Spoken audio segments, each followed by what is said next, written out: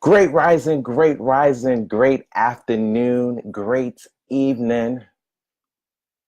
I am Law Loadholt. Welcome back to Launching with Law, where we change mindsets and elevate vision of self. I transform minds so people can transform their pockets. As of late, I've been getting this question. What is your story? So without further ado, here's my story. So my story starts off in the world of foster care. Yes, I grew up in foster care. I was placed into foster care at the age of 3. What's so crazy about growing up in foster care is that I learned so many different stories as to why I was placed into foster care from the very beginning. As you very well know, there are 3 sides to every truth. Theirs, yours, and whatever else that they make up with it. So I was told the reason why I was separated from my parents is because of drug abuse. One parent walked away, and I was even told that a family member called social services. And because of all that, I was placed into foster care.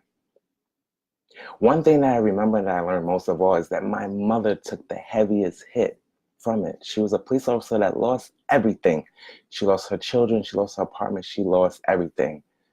My father had an addiction as well, but his addiction wasn't as strong as my mother's. So it didn't really hurt him as much. He actually walked away and enjoyed a new life. He sought the love of another woman. Yes, he did. So at this time, there was 4 children growing up in foster care. There were 5 of us in total that experienced the life of foster care. There are actually a total of 8 of us. I know that was a little bit, so let's start again. So there's 8 of us. 5 of us grew up in foster care, but during the time of me being 3 years old, there was only 4 of us that grew up into care. My father could only provide for 2 of us at that time. So he placed the 2 youngest children back into foster care, and he kept the 2 eldest ones, which was myself and my brother that's 11 months older than me. He raised us for about 5 years, and then he placed us back into foster care. He didn't say goodbye. He just dropped us off like trash in the middle of the night. Yes, that is exactly how I felt. Being an adult now and speaking to my father, I learned that he made that decision because he thought he was making the best decision for his children. Now, sometimes as a child, we may not understand it. We don't see it in that light because we're a child. We don't understand. But being a man now and speaking to him, I can understand a little bit more. So that kind of alleviates some of my resentment from going through that. But it still was a painful situation. In foster care, I didn't always have the cleanest clothes. I didn't always eat. We didn't go to the best home. Sometimes I was bounced from home to home. There was no structure. No one pushed me to go to school. No one said, you got to do this, you got to do that. It was mostly myself pushing me, because if I didn't push me, nobody else was going to. So now 5 of us grew up in foster care. We all have a different experience, which is amazing, scary, and so much more. But we all have a different experience because we all went through different things. But I learned how to be a go-getter in foster care because it was only me that was pushing myself. One of the things that I love most about Lady is that she came back and got all 5 of her children from foster care. This is something that doesn't happen often at all. Most of the time when parents lose their rights, they don't come back for their child, let alone 5 children. That's a lot of strength. That's a lot of courage. She was focused on what it is that she wanted. She wanted to finish raising her children.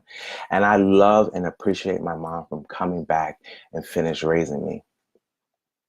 Now, don't get me wrong. It was a tough situation, you see, because I went from not having any structure to having structure. And it's just like, hey, I know you're my mother, but what are you doing? No, I didn't come in at a certain time. I did what I want, when I want. Now you want to come in here and tell me what to do? So we had to find that balance. We had to learn each other again. I had to understand that she just had the best interest in mind. But what I love for her most is that when we came back home, she brought us everything. For the first time, I had a closet of clean clothes, clothes that was all my own, shoes that I can wear on my feet. Sometimes in life, we take certain things for granted, and clothes and shoes is one of those things. When you don't have that, you love and you appreciate it. So I always look good when I step outside of my house, and that's because of my mother. If she didn't come back to raise me, I don't know what would have happened to me. I probably would still be as intelligent as I am, but I wouldn't feel complete because you need your parents. It's important. So I'm thankful that she came back to us. I'm thankful that she taught me so many different things about myself, where I came from, and to love and appreciate who I am and where I'm at. And that was foster care for me. Fast forward to 23. The meaning of 23 means new beginnings, and it also means prosperity in the Asian cultures. At 23, my whole entire life changed. It was insane how quick it changed. I went to being disabled with a mental disorder, agoraphobia and panic disorder. Agoraphobia is a fear of crowds, places, and situations. Panic disorder is an extreme case of anxiety that just arises out of nowhere, and it could be any little thing. And those two things together could be so crippling to an individual that I didn't do anything. I didn't leave my house for 2 years. I was so afraid to go outside into the world to be me. On the flip side, I was also a college graduate. I had just started to really explore the world. I graduated with a 3.6 GPA. I finished my bachelor's in 3 years. I had a car. Yes, all this at 21. I had a nice car, no car note. College loan was paid off. I even had an apartment. I was the envy of all of my friends. I also had 20K in the bank. Now, this may not seem like a lot to you, but $20,000 saved up in the bank for a 21-year-old is a lot of money. That's unheard of in the hood. Yes, I'm from the hood of the hood. Okay? That was unheard of. And that wasn't even the money that I was using to live. That was just money just to have there. I had a separate account for the loan that I paid off as well. And then I went to 23, disabled, unable to do anything. Now, how did I become that way? Well, I went in for a routine operation, a tonsillectomy and an adenoidectomy. If you don't know your anatomy, go and check it out. But the tonsils is in the back. The adenoids, if I'm not mistaken, is up in the back too. Don't quote me. But I had those two surgeries. They had to get it out because I was constantly getting sick. So I had to remove it. Now, everything seemed to have went smooth in the surgery process. I came out. I was okay. I was told by the doctor, no, you can't eat anything. You couldn't eat anything for 1 week. Nothing. The first 3 days, it was nothing. By the fourth day, you can eat soft foods, maybe potatoes, yogurt, what have you, anything soft. So during that time of not being able to eat, I was already losing weight. And then the next week hits me. I was sick. I got severely sick. I had cold chills, high fevers, night sweats. I was vomiting like no tomorrow. I couldn't keep anything down. So I had to go to the hospital. They admitted me, of course, because I couldn't keep anything down. They didn't know what was going on with me. I honestly believe that I got sick behind the surgery because it was too close of a distance for me to have gotten sick. And I remained in that hospital for about a week. And during that time, I lost so much weight. I went from a size 34 to 27 in a 2-week span. That's a lot of weight to have lost for an individual. The vomit that I kept on coming out of me was rotting the enamel in my teeth.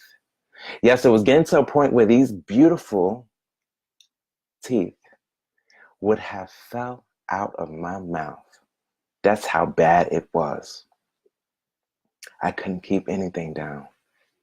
And it made me so weak. It made me so weak that by the time that I was released from the hospital, because I had a clean bill of health, I was so scared to face the world.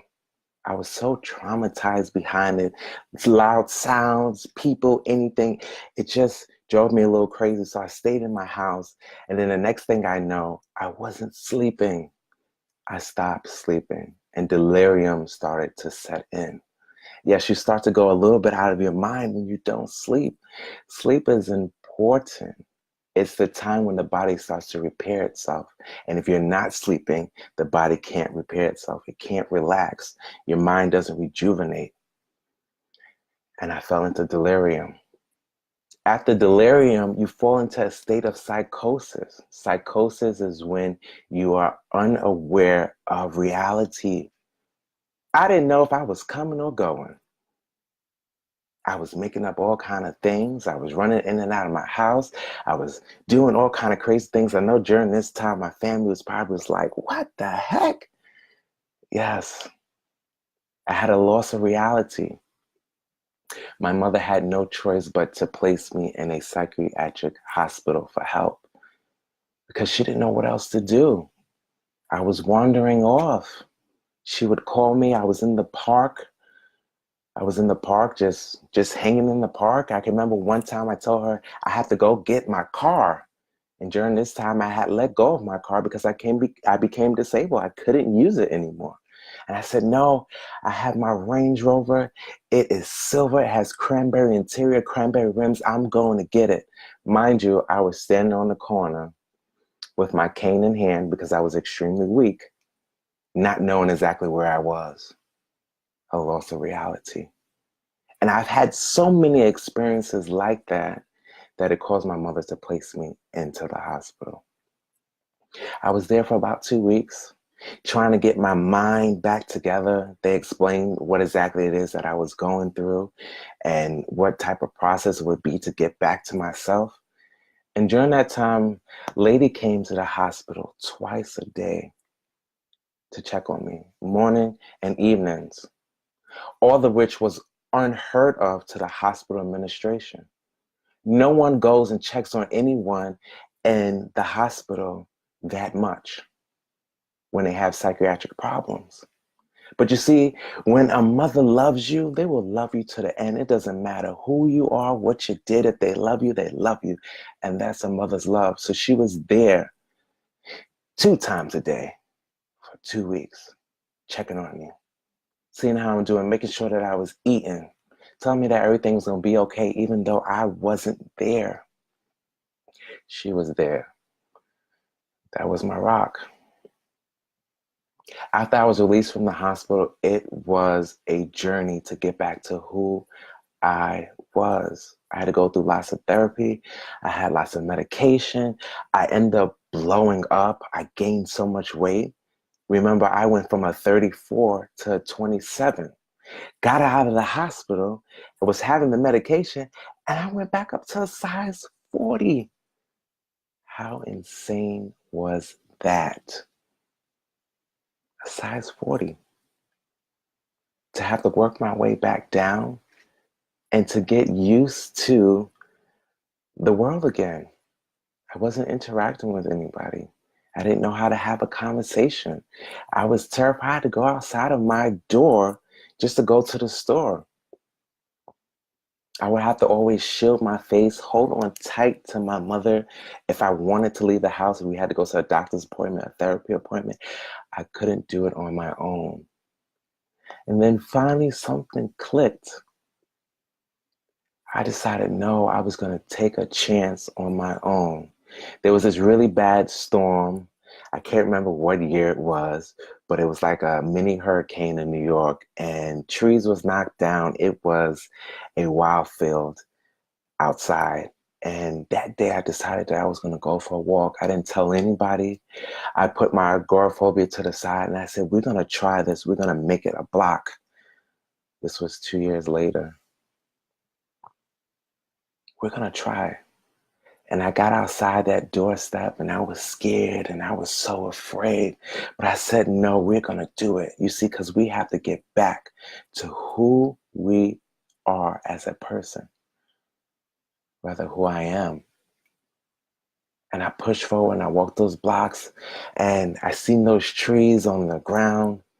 And as crazy as that sight looked, no one should have been outside during that time. But that same layout of the landscape was the same way that I felt on the inside. Trees knocked down, everything a mess. But it was so comforting to see all that, to know that I would be okay because I'm taking this chance by going outside. Seeing the same reality outside that I was facing inside of my mind made me calm. As crazy as that sounds, it made me calm. And then from there, I knew I could do it. I joined the gym. I started to go to yoga, calming my mind, learning different techniques. And then I started to build relationships. And then from building relationships, I was able to get a part-time job. And then I continued going further from that point.